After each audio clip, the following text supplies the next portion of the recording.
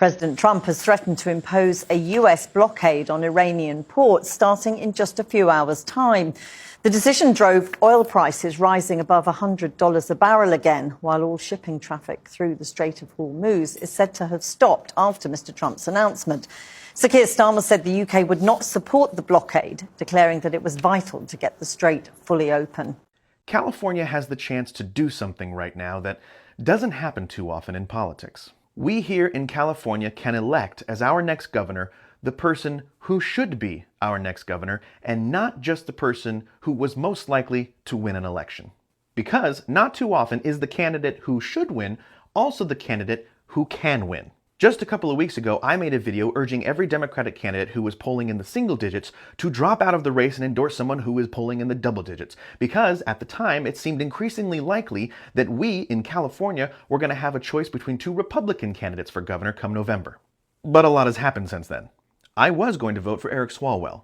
Turns out, he's a monster. He should drop out of the gubernatorial race and resign from Congress immediately, because what the fuck? But if any of you were in my lives around that time of talking about the California gubernatorial race, I told you that I wasn't voting for Eric Swalwell because I thought he was the most qualified candidate for the job. I thought he would do a fine job, sure, but I thought he was the most likely candidate to win and keep a Republican out of that office. Which begs the question, is now the most qualified candidate also the candidate who has a shot at winning? And the answer is yes. Xavier Becerra is far and away the most qualified candidate running for governor of either party. Most recently, he served as Secretary of Health and Human Services in President Biden's cabinet, the same HHS department that helped pull the country out of the COVID pandemic. Before that, he was California's Attorney General, where he sued the Trump administration 122 times on everything from defending Dreamers to protecting Californians' rights to access health insurance through the Affordable Care Act. And before he was AG suing the Trump administration for their attacks on the Affordable Care Act, he was serving in the U.S. House of Representatives for 24 years, where he helped pass the Affordable Care Act. He has served in all three branches of our government, executive, legislative, and judicial, and brings with him a wealth of experience that literally no other candidate does. Experience in everything from working across the aisle to pass legislation to balancing a budget. And on a personal note that is completely irrelevant in terms of criteria for elected office, I think it would be incredible if we here in California for the first time elected a Latino governor. Right-wing influencers are turning on Trump, even some who campaigned with him, because they don't like his latest actions or his words. I don't know about you, but I am sick of this shit. I'm sick of it. Can't he just behave like a normal human? You see, Trump has a MAGA problem, and the Iran war made it worse, including this Easter Sunday social media post demanding Iran open the effing Strait of Hormuz. To send out a tweet with the F word on Easter morning promising the murder of civilians and then saying praise be to Allah without explaining any of it, you are mocking me and every other Christian because we're Christians. We can't support that. And when Trump wrote "A whole civilization will die tonight," it prompted calls for the 25th Amendment to be invoked. How do we 25th Amendment his ass? Tackle Trump and pretend, let him pretend he's president and publicly report that he's going through a health issue and Vance take over. It literally needs to be something like that. It's that bad. Removal is unlikely, but this could be a problem for Trump and Republicans ahead of the midterm elections this fall. Trump was reelected because he built a coalition of right-wing figures, conspiracy theorists, and agitators. Some in that movement are already angry about the lack of transparency around the Epstein files and the high cost of living. A war, when Trump promised no new wars, adds to that frustration. If they're disenfranchised, they may not show up to vote, which could make it harder for Republicans to retain control of Congress. As Trump is leaving the scene, and he is in real time his president, he's destroying his presidency. He's a lame duck. They all know it. He will soon be gone. Yeah, he's about to get the Republicans wiped out in Congress in the midterms. Day after the midterms, the race to replace him begins as the presidential election begins, basically the day after the midterms. They can all see MAGA is over. This whole thing is in its final days. Now they're trying to position themselves to take over in the new MAGA, in the post-Trump MAGA, whatever the hell that looks like. You're going to see that when the presidential election heats up. You're going to see different people appealing to different factions of MAGA. You're going to see this in the MAGA influencer world, and you're seeing this in the MAGA activists. And, you know, there's little difference between the activists and the influencers. And you're seeing various camps right now, especially over the Iran war. You have Laura Loomer and Mark Levin and Lindsey Graham and these pro-war faction on the one side. Then you have really what's most of MAGA is the anti-war MAGA. All of these people that Trump is attacking here, Candace Owens, Alex Jones, Tucker Carlson, Megyn Kelly, and they hate the Mark Levin wing. The Mark Levin, Laura Loomer, all of those people. Hate those people. And this is the thing. You know, think about this coalition. Trump just barely won in 2024. Didn't even get a majority of the vote. He won the popular vote, but he didn't get a majority. It was 49 point something. He just barely won. And that was keeping all of these various factions of MAGA unified. When Trump is gone, they're not going to be unified anymore. And there's not going to be anyone who can unify them. You're going to have a lot of people sitting out completely, a lot of people who were brought into the process new. I've seen so many people saying, I'm done with politics. I only came into this because of Donald Trump. Donald Trump was our last best hope. It turns out he's a fraud. F this, I'm done with politics. I'm never voting again. I'm telling you, Republicans are in big trouble in 2028. Anyway, so you've got all of this going on. Let me play a clip. Stick with Alex Jones for a minute. Here's what else Alex Jones had to say. You've already all over me. And if you try to rub it in, I just, at that point, I don't care anymore. So if you think I've been coming after you, if you think that I'm trying to get clicks by attacking you so the Democrats that don't buy anything from me and don't like me want to put me in jail, if you think I've been on your ass, say one more thing out of your mouth. And Laura Loomer, send him this, okay? One more thing. When I've gone through hell back in your ass as you were the lesser of two evils, then I'm going to show you how the cow ate the cabbage. Do one more thing. You should be kissing my ass.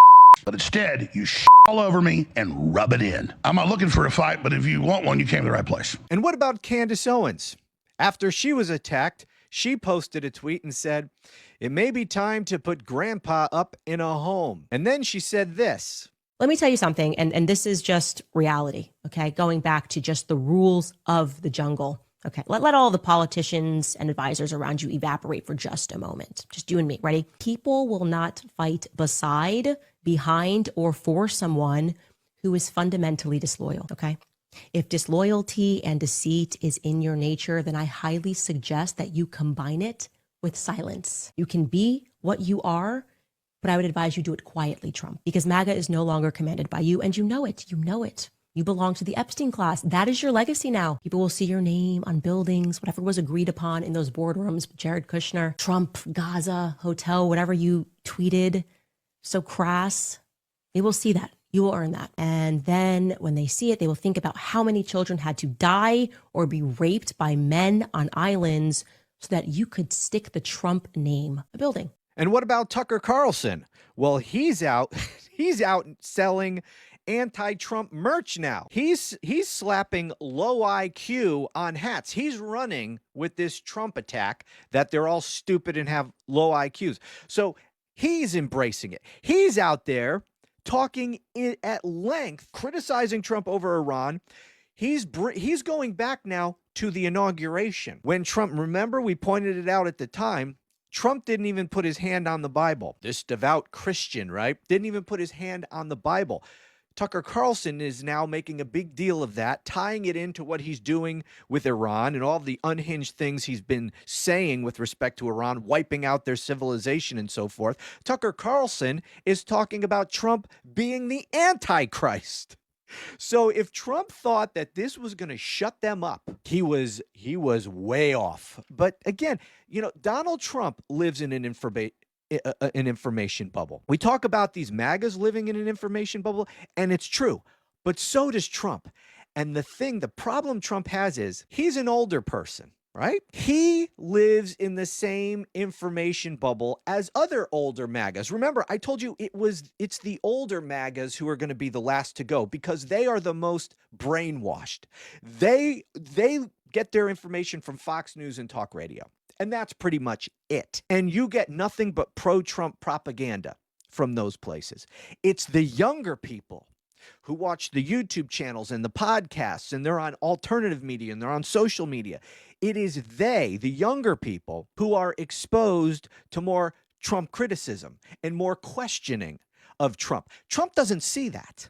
Nobody in the White House is going to tell him that that's going on. And those are not the information sources that where he's getting his news and information. He's not listening to podcasts or watching YouTube channels. He's not on social media. Yeah, he's got his low-rent social media platform, Truth Social, but that's just for him to post. You think he's reading shit? He doesn't know. And Truth Social, that's just for the MAGA diehards anyway. He's not really going to see criticism on Truth Social. However, I guess that's not exactly true in the last week or so with all this crap about Iran. I've seen some articles about how he's getting a hell of a lot of pushback and criticism on even Truth Social right now. He doesn't read those comments, so he's not aware of it. But so he lives in an information bubble. He gets his information from Fox News, right? He doesn't know what's going on in the alternate and the new media, where most of these younger MAGAs get their news and information. And he completely misread this. If he thought that he could go after these MAGA influencers and shut them up, that time is gone. He doesn't have that kind of juice anymore. And a lot of these, there's a lot of other influencers out there who have big audiences, did not like at all to see Trump go after their fellow MAGA influencers. Here's one, Tim Pool. He's a big guy. Wasn't Tim Pool one of these MAGA influencers who was literally being paid by Russia to push pro-Russian and pro-Trump propaganda? Correct me if I'm wrong, but I think that's true. Anyway, Tim Pool did not like at all to see Trump attacking Tucker and Candace and Megyn Kelly and Alex Jones, and he wrote this, "That does it. I'm done. This was the last straw. I am so angry." Here's Marjorie Taylor Greene. Again, she's been all over Trump since he turned on her. If he thought that he didn't understand Marjorie Taylor Greene at all, I guess. I mean, I don't have a lot good to say about Marjorie Taylor Greene, but she's a fighter. And she was out there pretty much on her own when Trump attacked her. He singled her out, and she's still standing. She's been fighting him ever since, and this whole anti-Trump from inside MAGA is picking up a lot of steam. Anyway, she wrote, "President Trump has gone mad as he wages war against Iran, a broken campaign promise. I fought alongside Tucker Carlson, Megyn Kelly, Candace Owens, and Alex Jones to help get Trump elected. And now he goes off on a rambling rant attacking all of us in one post. We never changed. Trump did. America first." And how about some other MAGAs? These are just your typical MAGAs out there who have, many of them, big audiences. I only picked out people who had big audiences. This person wrote, "Here you have it, folks. The midterms dead on arrival. I no longer support this man. He isn't the same man I voted for in 2024. Actually, Cupcake, he's exactly the same man you voted for. But whatever, if you have to lie to yourselves and tell yourselves that he changed in order to not admit that you were conned by the dumbest person on the face of the earth, whatever, do whatever you have to do. So whatever. The MAGA movement is imploding, with Donald Trump lashing out and attacking some of his biggest former allies. On Truth Social, Trump blasted Tucker Carlson, Megyn Kelly, Candace Owens, and even former ally Marjorie Taylor Greene, accusing them of betraying the movement and chasing attention. The MAGA base is turning against Donald Trump because of the Iran war and his comments. Hi, I'm Dr. Steve Hassan, cult expert, author of the best-selling book, The Cult of Trump. And this piece by Newsweek highlights what really seems to be brewing, and actually I'm very excited to know that more and more people are realizing Donald Trump is crazy. And there's talk of the 25th Amendment. I know that there are over 70 politicians who signed a document saying he's unfit for duty. There's going to be a statement read in the congressional record by mental health experts saying that he needs to have a full objective evaluation neurologically and psychologically because he is off the rocker. What do you think? Put your comments below. And don't forget, reach out to your family and friends who have been MAGA MAGA and just be warm and open and say, I'm curious, what are you thinking? Don't attack, don't try to persuade, don't give facts and logic, just ask them, how you doing? I miss you, want you in my life? Tell me what you think about what's happening in the US and the world right now. Why is it that when you ask some black folks on the Trump train why they support him, the first thing they do is trash black people? It's never about policy. It's not about strategy. It's black people are lazy. Y'all love being victims. Democrats keep y'all on the plantation. Really? Your support can't even stand on its own. It has to stand on the backs of your own people. You talk about free thinking, but all you're doing is repeating white conservative talking points that were never made for you, just marketed at you. You call it freedom, but it looks a lot like performance. And this whole colorblind thing, it's a lie. Because the moment y'all show up with Blacks for Trump shirts and photo ops, suddenly race matters again. Suddenly your blackness is useful as long as it's obedient. But when we talk about redlining, mass incarceration, underfunded schools, generational poverty, now you want to pretend none of this is real? See, you can support whoever you want, but if your support requires you to downplay or deny the truth of being black in America, then it's not support. It's submission. And here's the question you can't answer. What has Trump actually done for you? Not what has he said, not what has he promised. What has he done tangibly, specifically for you or our community? I'll wait. Because while you're busy defending him, he's too busy defending January 6th criminals, calling for political revenge and protecting billionaires. He's not thinking about you. So again, support who you want. But don't sell your soul trying to be accepted by people who only value you when you're quiet, compliant, and useful. And again, don't forget to ask yourself, what has Trump done for you anyway?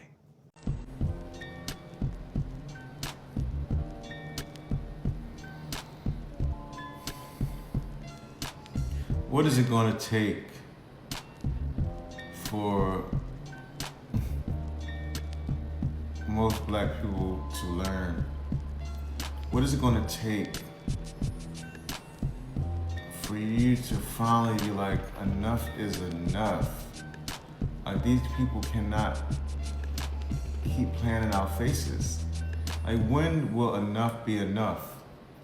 And you just be like, okay, fuck it, I'm gonna take it.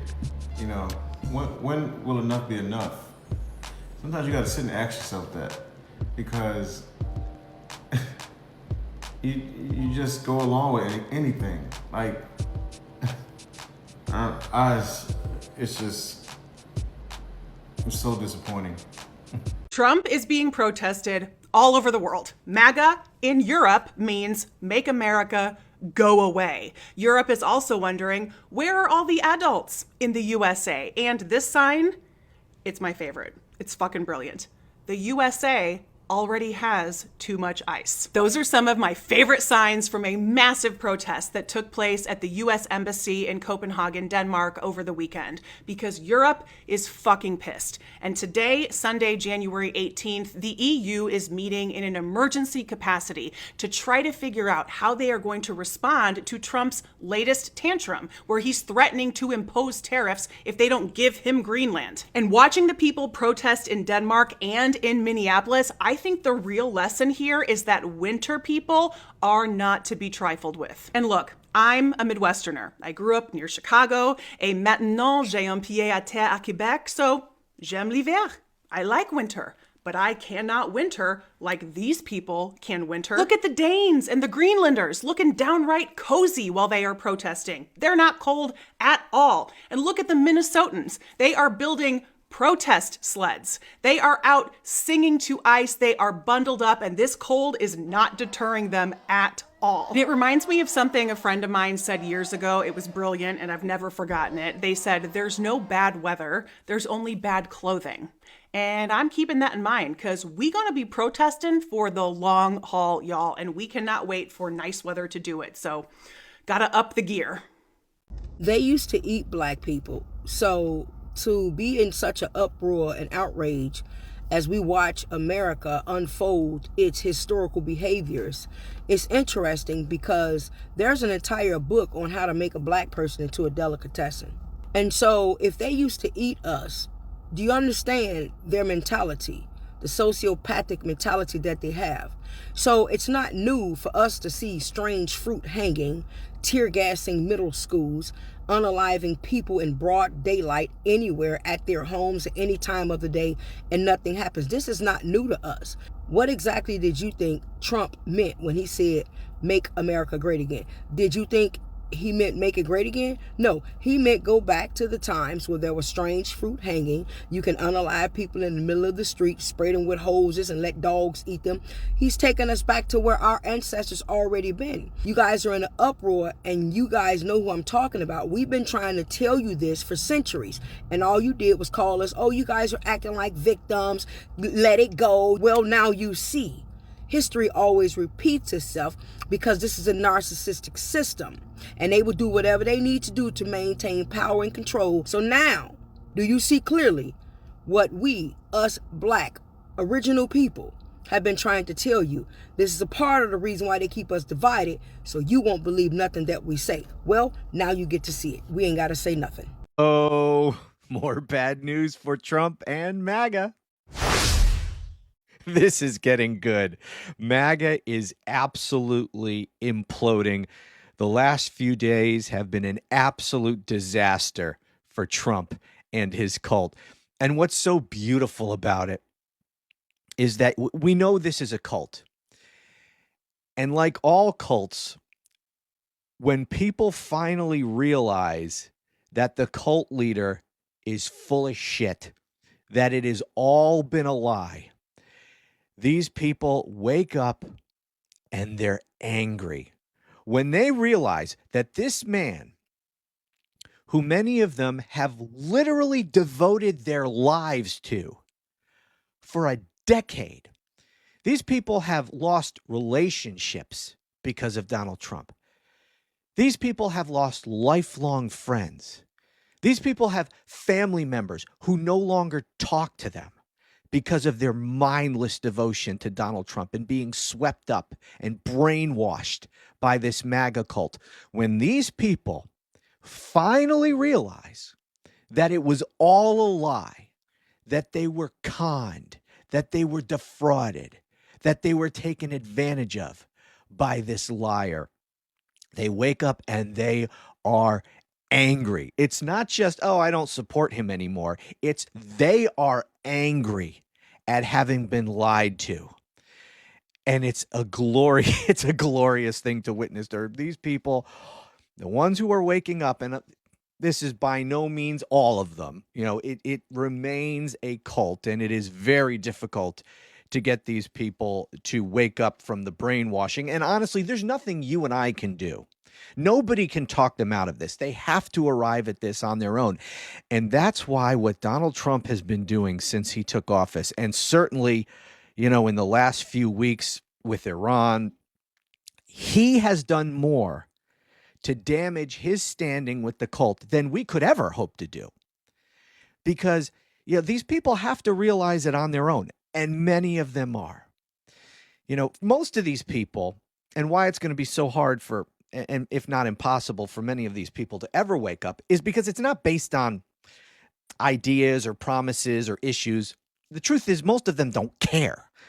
That's why it doesn't matter what Donald Trump does. It doesn't matter if he betrays any promises, because they don't really care. It was never about the promise. That's not why they support him. So if he changes his mind, if he totally lies, they don't care. It's not about that for them, for most of them.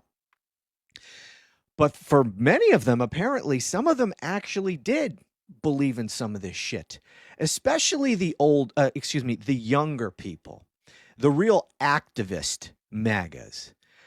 They really, you know, like many young people who get caught up in politics, they're true believers, right? They're part of a cause. It's not just like... For years, if Donald Trump needed his image rehabilitated, court case going bad, news cycle turned ugly, an indictment dropping, he turned to an old friend. All he had to do was show up at a UFC event. Crowd would roar, Dana White would stand next to him and call him a champion, cameras would cut to a standing ovation from people who looked like they ate enough supplements to bench press a Volvo. And the coverage would include at least 15 seconds of footage showing a man in a Make America Great Again hat punching the air. And it worked beautifully every time. It helped rehab Trump's image when he needed it the most. Luke Thomas, the best reporter that is covering the intersection of combat sports and politics out there, and I want to make sure he gets full credit for this reporting, has been documenting exactly how this rehab project has worked. The UFC leaned into the Trump relationship deliberately and strategically, and it paid off in access, in brand visibility, and the feeling of being adjacent to power. And now they've got an event on the White House lawn.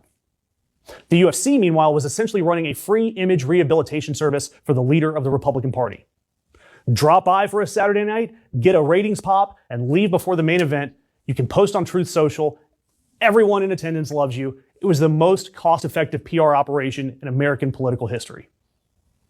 But fast forward to now. The war no one wanted. Gas too expensive to buy. The economy that working class fight fans were promised that turned out to benefit only billionaires. And suddenly, you start hearing that the UFC wants to be a sport of unity and authenticity. And again, Luke Thomas is reporting that the promotion is actively trying to soften its political image. And they're trying to distance itself from the MAGA brand that it spent years building. Dana White himself, who stood on the convention stage in 2024 and delivered a speech that read like a pay-per-view hype video, is now basically absent from all political conversation. You don't hear Dana White calling Trump a champion right now. You hear Dana White being very, very quiet, which from a man who has never been quiet about anything in his life is its own statement. UFC announcer Joe Rogan endorsed Trump. He gave him 3 hours on his podcast. And now he's posting clips that are critical of the administration's handling of the war, the economy, the general direction of the country, immigration, all of it. Now, of course, don't be fooled. Joe Rogan hasn't fully turned on Trump. But the clips are coming more frequently and they are more pointed. Colby Covington, who built his entire fighting persona around the MAGA brand. He showed up to the White House to take photos like it was prom night, is reportedly trying to step back from his political associations. Sean Strickland, a former UFC champion, accused Trump of betraying blue-collar Americans as inflation keeps climbing. And he backed down from fighting at the White House event. Look, when your most politically devoted fighters are doing the math on whether or not associating with Trump still helps them, when they're looking... I know when MAGA Republicans say make America great again, they actually just mean bring back hardcore racism. But here's some stuff from the 50s and 60s I would actually love to see make a comeback. Number 1, a stable economy. Number 2, affordable housing, but for everyone this time, and a reasonable cost of living. Number 3, robust government-sponsored wealth creation like the GI Bill of Rights, but for everyone. Number 4, strong unions. Number 5, higher taxes on the rich. In the 1950s and early 60s, the top marginal tax rate was over 90%. Now the top marginal tax rate is 37%. We also had higher corporate tax rates and real antitrust laws. All these people think that the 1950s and 60s were so great for white people because of racism. But this country wasn't great because it was racist. This country was great because it had the most socialist economic policies of our time, but they were only accessible to white people. Black people gaining rights wasn't the cause of economic decline in this country. It was actually Republican economic policy. We all got fucked by trickle-down economics, but the Republican Party continues to scapegoat minorities. They're playing you, dog. You're getting played. Like the fuck? Passing legislation that is genuinely aimed at social and economic mobility for the middle and working class is possible. We've done it before, and it doesn't just have to be exclusively for white people. So when you say, make America great again, you should really know the policies that made America great. Love you, divas. Bye. This guy is in charge of everything. And he just attacked the Pope. We don't like a Pope that's going to say that it's okay to have a nuclear weapon. We don't want a Pope that says crime is okay in our cities. I don't like it. I'm not a big fan of Pope Leo. He's a very liberal person. and he's a man that doesn't believe in stopping crime. What is Donald Trump even talking about? He likes crime, I guess. He's worried about fear. What about the fear when the ministers and the priests and all of those great people that were arrested during COVID, and in many cases they're outside 10 feet apart, and they were arrested? He's objecting to a man threatening to wipe out an entire civilization. And somehow he's not entitled to do that because something COVID something. The MAGA movement feels like it's falling apart because it is falling apart. So I did another round of research on how cults and crazy movements fall apart. These movements fall apart in levels. And we know this because it already happened once before in history, in Germany in World War II. The Germans who supported the regime in World War II did not stop supporting the regime all at once. They all left for different reasons. MAGA is following a similar pattern. Here are the 3 levels of MAGA and how they will each fall apart over time. Level 1, the casual MAGA. These are the people who wore the hats, flew the flags, and went to the rallies. They were never really 100% into the cult. They just like being on the winning team for once. Psychologist Henry Teifel at the University of Bristol spent decades studying why people join political and social groups and why they stay even when those groups hurt them. He called it social identity theory. Teifel found that people with low commitment to a group stay only as long as the group makes them feel like winners. The moment it stops, they walk away and find another group to join. In MAGA, it's working exactly that way.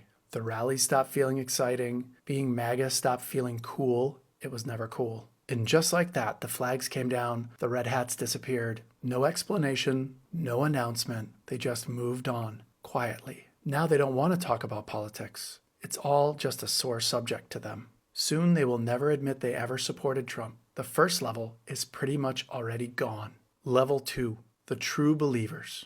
These people built their whole identity around the cult. All their friends, all their social media, their entire identity was wrapped up in MAGA. Psychologists call this the sunk cost trap. The more you invest in something, the harder it is to walk away from. But everyone has their breaking point. And that breaking point is always personal.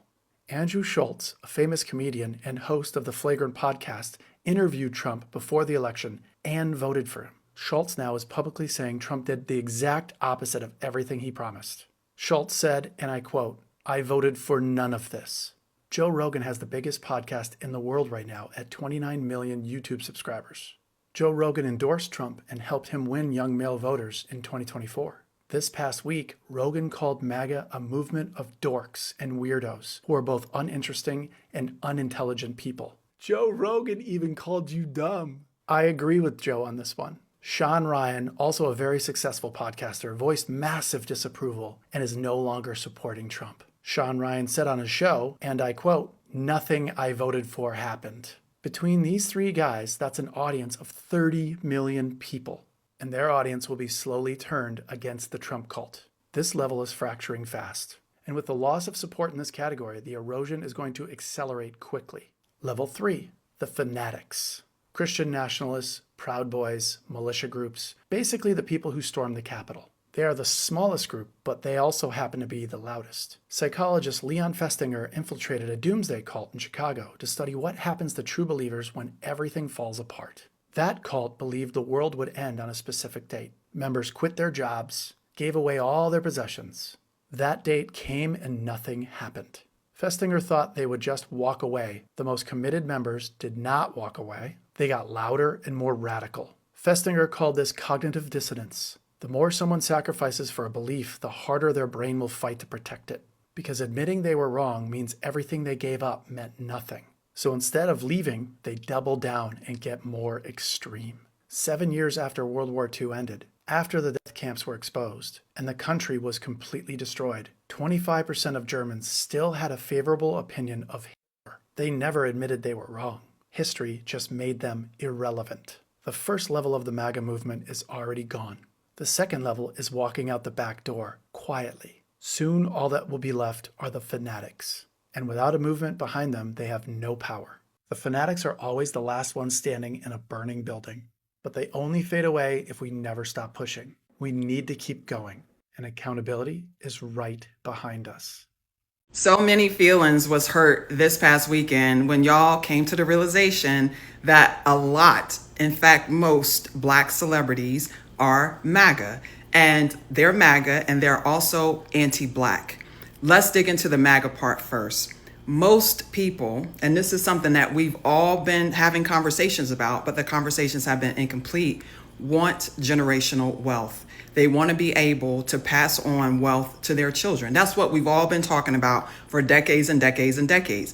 That is an incomplete conversation because generational wealth is based on exploiting an exploitative tax code. And what happens is these celebrities, they get an accountant, and the accountant says to them, if you vote for Kamala, this is how much you're going to pay in taxes. If you vote for Felon 47, this is how much you're going to pay in taxes, right? And that difference is telling you everything you need to know about who that person is. And you all need to accept that a lot of black people, a lot of women, a lot of black immigrants, a lot of Latinos, a lot of them are Republican because they want that margin. They want that money in that margin, and they don't care. They don't care about what happens to anybody that is not in their immediate family. And I know it's hard to accept, but racism is not a deal breaker for most people. Most people will say, if this person is racist, but they can get me money, then I want my money. And most people will say, well, if girls are getting raped in detention centers, but I got my money, I don't know none of them girls, that's not my issue. That don't have nothing to do with me.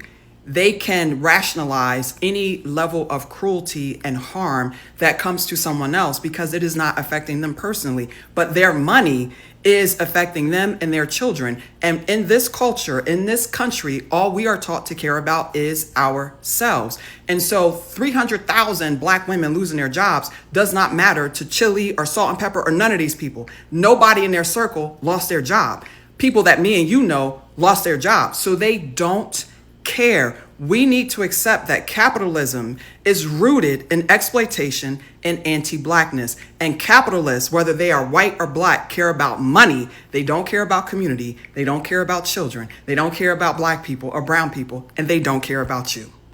Iran has made a major power move against Donald Trump as they issued their own peace plan and put the ball in his court. Now, as you know, Donald Trump warned Iran they have until 8 p.m. Eastern Time Tuesday to make a deal, reopen the strait, or else. And he sent them a 15-point ceasefire plan that they flatly rejected. Well, Iran has issued their own peace plan, and it's actually not that bad. The key points in a 10-point plan, it would end all fighting across the Middle East, not just Iran. That would lift all sanctions, and it would reopen the Strait of Hormuz. Now, Iran would collect a $2 million fee for any ship transiting the strait that they would split with Oman, and Iran would use their portion to reconstruct or to rebuild their infrastructure.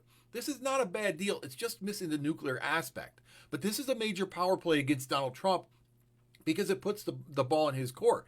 They're saying, look, we're ready to end this. We are willing to have peace. It's up to you whether you want it or not.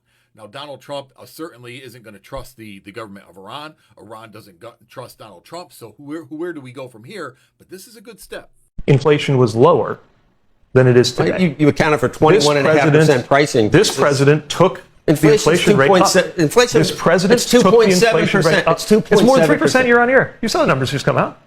It's more than 3% year on year. Okay. Isn't it? Am I mistaken? It is. The math is direct. The math is the math. Why did the president fail to keep his promise to lower prices, in your opinion? I'm laughing because this piece of it is basic. The president did say that he wanted to be in office to bring inflation down, and he has not brought inflation down. That's all. He drove it up. He not only failed, he drove it up. Now Democrats found religion on inflation. After presiding over the worst inflation in 40 years, now you found religion. It's 2026. They're in charge. You guys are in charge. I'm aware of that. What are you going to do differently? Well, pop the popcorn and pop the champagne, because Democratic debate powerhouse and former Biden Transportation Secretary Pete Buttigieg is going viral for brutally humiliating both Donald Trump and MAGA CNBC host Joe Kernan on live TV in an explosive debate about Trump's disastrous economy and his disastrous Iran war. The sparks are flying, and we have to talk about it. But before we do, if you end up liking this video and you want to support the channel, please be sure to hit the like, subscribe, and alert bells before you go. All right, folks, we have several clips to dive into here, and they're going to be in chronological order. It starts out relatively calm, and by the end, they're practically throwing haymakers at one another.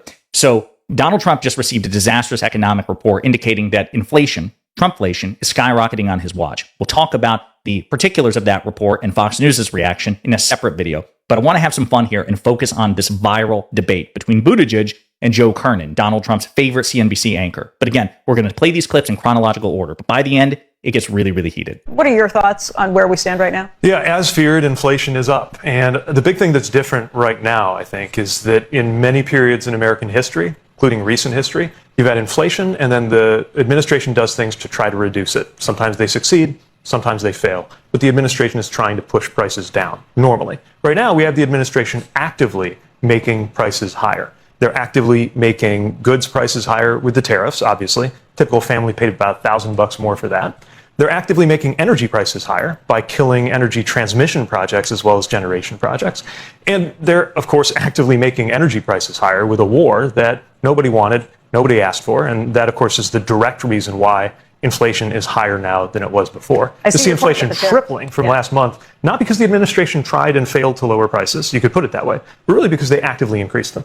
Okay, so there's a reason that Buttigieg is one of the best debaters in the Democratic Party and quite frankly in all of modern politics. He's very, very good at this. He knows, especially as a member of the Biden administration, which at its peak saw 9% inflation, that one of these co-hosts on this conservative, fiscally conservative, largely pro-Republican network is going to come back and say, well, Pete, what about Joe Biden if you want to talk about inflation? So that's why he pre-butts it in advance. He's like, look, most responsible administrations, Republican or Democrat, actively try to fight inflation. They actively try to reduce inflation. And if you want to blame them for failing, so be it. But the difference here is that Trump not only promised to end inflation on day one, he's actively pursuing policies which are single-handedly responsible for inflation, his disastrous tariffs and the disastrous Iran war. So to whatever extent you want to blame Biden for inflation under the Biden administration, you have to blame Trump even more for inflation under the Trump administration because he's actively pulling that lever, increasing inflation. He's pre-butting it in advance. Very sharp. Here's the next clip. I see your point with tariffs. That's certainly valid when you look at some of these issues. But with the war, the administration obviously thinks it was going after security issue with Iran, with a player that potentially was close, very close to having a nuclear weapon. But that right there. You cannot have a president of the United States of America threatening to destroy an entire civilization, to openly say he wants to bomb a nation back to the Stone Age. We should have never let Congress out on recess. We should have been on the floor of the Senate holding open hearings about this disastrous war. We should have been in the Senate debating, like the Constitution wants us to be, a check and balance, oversight, accountability. But the Congress has failed to do its job. And now this president, who is acting more like a mad king, is threatening societal elimination. This is a moral moment, and we must reject it, and Congress must do its job. This is not who America is. There is no nobility in what our president is doing or saying. Congress must stand up now. Dear God, Congress should come back in session and do its job. For those who voted for Trump and who now have left the MAGA movement, what was it that was the tipping point for you? This is a non-judgment zone. For real. Like, I mean, if you're still supporting it, we'll need to have a little chat. But for those who voted for it, believed in it, and now realize this is not what I want, what was it that made you realize, hey, this is not what I voted for? And I'm very curious. I did not vote for him. I've never voted for him. But I understand that the options for who we had to vote for were not great for a lot of people. I did like the other candidates more because I aligned myself more with the views that they had in terms of human rights. But with that being said, what was it that made you finally decide that MAGA was not for you? And please share in the comments. I think it will help a lot of us who are trying to understand what was it that made you want it in the first place and what was it that turned you off of it at the end. So guys, in today's video, it's a very interesting one and educational, of course. And we are going to talk about the current news in America and also why the black people or the Black MAGA are created in the year 2026. So as you all remember, in the year 2024, that's like 1 year ago, something extremely shocking happened, and that is the President of America, Donald Trump, made history. He didn't just make an history, but he made history gains, and that is among the black people, the black voters, especially the male gender. The black people have always been known to be supporting the Democrats, but in the year 2026, the black people found themselves in the Republican side. I mean, the majority of them, especially the African American people, the diaspora in short, because all these people, they always depend so much on the incoming president and their policies. And for the Republican policies, they did not really favor the black people. So for the first time in so many years, the Republican Party wasn't just like complete. It wasn't like it was completely locked out in some way in terms of demography for the first time. So this year, we are in 2026, right? That support, that loyalty, that massive support, genuine support that the black community had bestowed on the Republican, it's starting to diminish. And it's not just diminishing, it's actually collapsing, because the black people are the most affected ones with these policies of the MAGA. So there were so many promises that were made to the people, to the black people, to the black MAGA in short. And these promises, they weren't built on an ideology. It was actually built on expectations. You see how politicians are. They actually feed your mind to expect something, and then you vote them in, but what they promised become the opposite. So many black people who supported Trump in the year 2024, they weren't like long-time conservatives. They were transactional voters. We are going to vote for you, and then you allow us to do this. You see, a transactional kind of voting. And so many questions were asked, like, will their lives be better? That's what they are looking for. Will the economy improve? That was promised, that it was going to improve. And are they going to get the opportunity? So if you look among the black people, the voting side was kind of transactional and not like a long-standing conservative. It wasn't like that of loyalty. So the president's speech by then and promises by then was very simple. He promised people jobs. He promised economic growth among the American community and establishment of so many factories and other works. But did they really work? That is the big question. So the reality is that most of these things, they have not been achieved, and they are actually falling apart. The support is falling apart because black unemployment is it's actually rising at a very high pace that people are even shocked.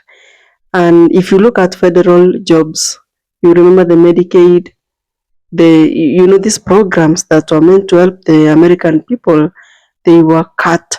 And guess who were hit the most? The black people. Because it was them who actually were in that programs working.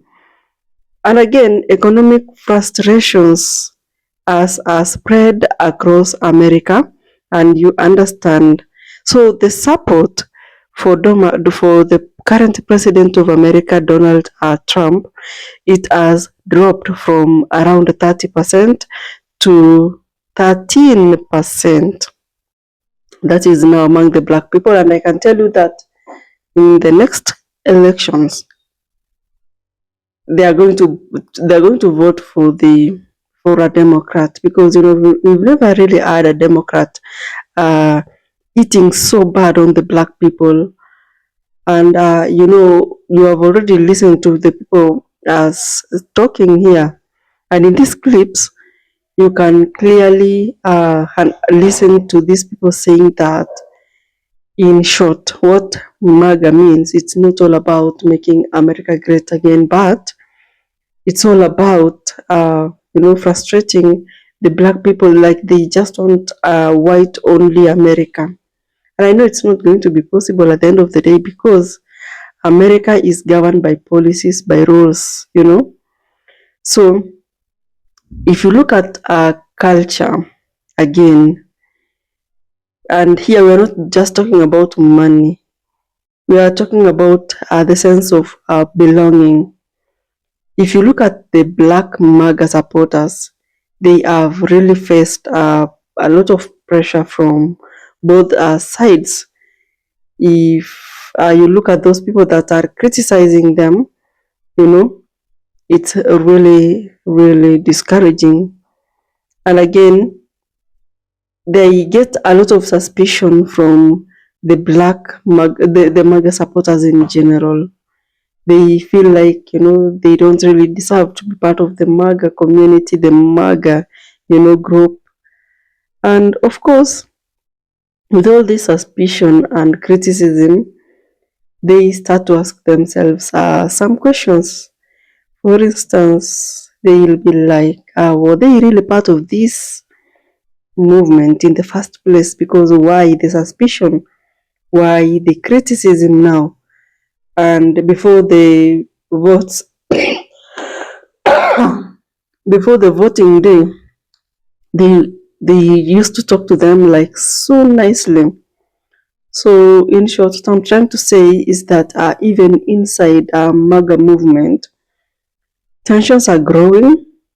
Some supporters are feeling that the movement, the MAGA movement, has lost its identity and direction, because what they were promised then is not aligning to what they are doing now. So there are these issues of foreign policies and chaos. And this particular issue became a global story, a global issue, because it entails human rights. So if you look at the conflict with Iran, the rising gas prices, the economic anxiety, and how the president is handling foreign policy, especially the tensions involving the Strait of Hormuz. This has triggered backlash even within his movement, within his own base. I can tell you, a normal human being will not support what is happening between America and Iran, a normal one, unless you are just a loyal person that doesn't even have a brain and is not thinking. Then you will support whatever is happening. But if you are very sober, you are not going to support whatever is happening. So for black voters who supported the president, I can tell you that they felt like this, if the president Trump will be voted in, what I'm going to get is stability. But guess what? Now they're not seeing any stability in their life. They're just seeing chaos left, right, center, because whatever the president is doing to other countries is affecting them directly. And they're not in a position to afford whatever they really need. So at this point, we can confidently talk about broken expectations. Because, yeah, it's the harsh truth, but we have to say it, The Black MAGA did not collapse because of the ideology. It collapsed because of disappointment, Promises were not delivered at the end of the day. Economic gains was not realized at the end of the day, or did not materialize. And the sense of inclusion has never ever existed since MAGA came in. And you know, in this world, once our trust is broken, it's almost like impossible to rebuild it again.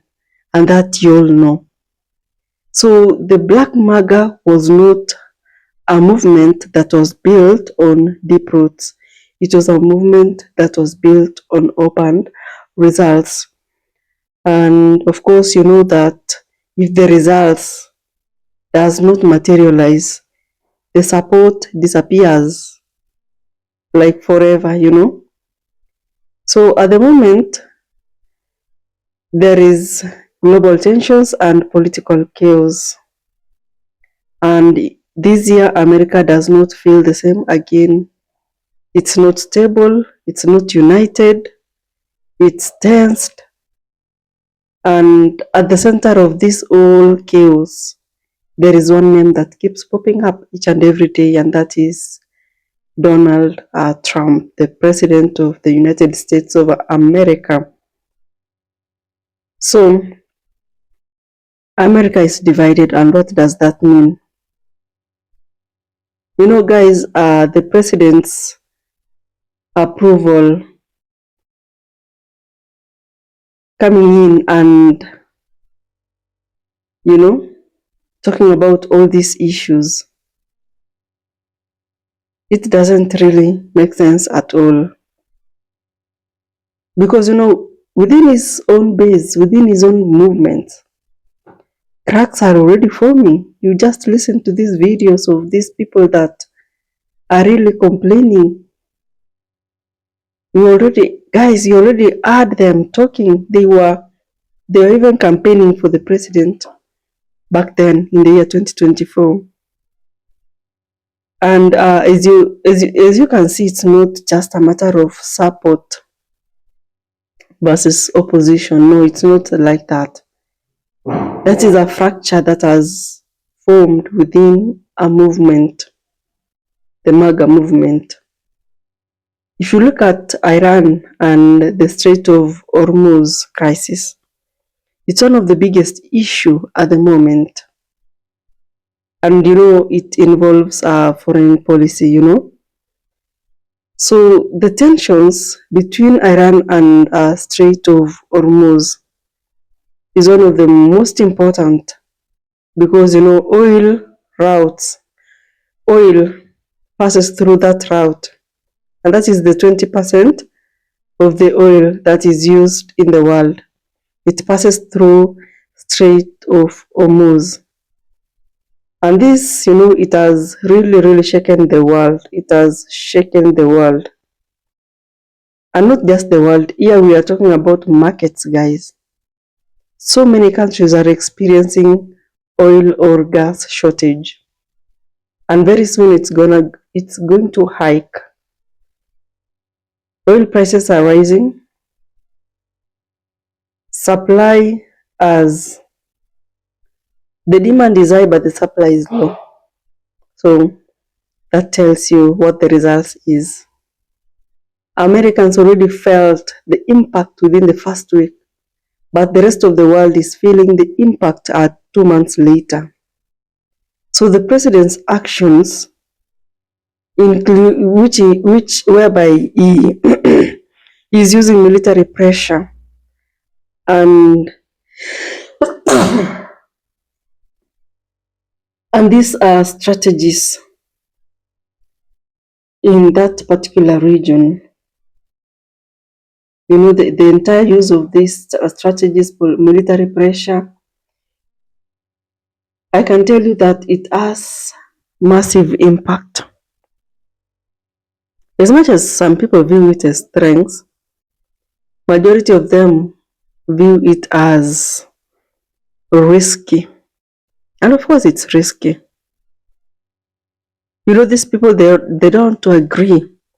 The leadership in Iran and the leadership in America, they don't want to agree. Anyway, guys,